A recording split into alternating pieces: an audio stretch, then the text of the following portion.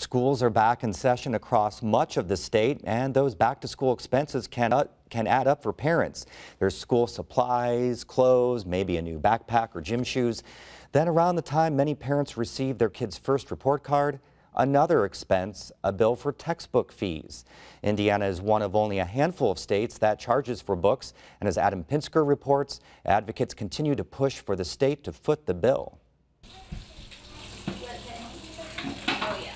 Keeping the house clean and looking after her family can be a bit of a challenge for Jenny Robinson. So I have 3 kids. One's in elementary school. She'll be a 5th grader. Then I'll have a rising 7th grader, and I'll have a 10th grader. But managing the textbook fees for her children is never an easy task. It's never easy for us to pay. I mean, it's always before Christmas that bill comes in, and I don't have that extra money at that time. Last year, she paid $430 total for all 3 of her children. For decades, the state has mandated these school districts foot the bill for curriculum. The state mandates that you purchase curricular materials and then charge a rental fee to family students in order to recoup those costs. And those who don't pay the bill on time are sent to collections. District officials say after a certain amount of time, half of the money from the unpaid bill goes to the collection agency. Monroe County Schools Director of Business Operations John Kenny says the number of accounts sent to collections decreased by about 400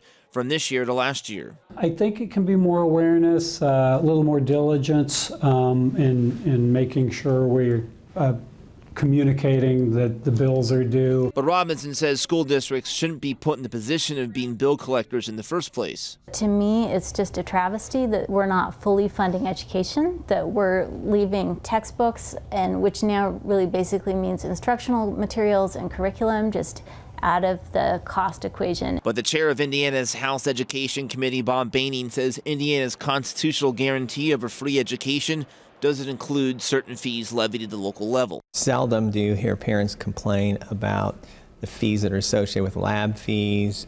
There's also fees that are charged for athletics. Baining says Indiana's constitution also mandates the state's budget be balanced. The budget already includes $39 million each year to pay for students' families who can't afford the textbook fees. If the state has to pay for all curriculum fees, it could mean less money for other areas of education. Frankly, I try to spend a lot more of my time trying to focus on how we can drive more money to teachers.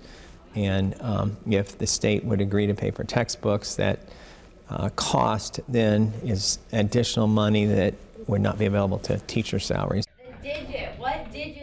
Representative Baining says Louisiana uses open sources for their curriculum, which are usually materials that are a lot cheaper than traditional textbooks. 2 + 2 is always equal 4, and so there's books that, textbooks, I assume, that are out of copyright that would be available. It's always a work in progress.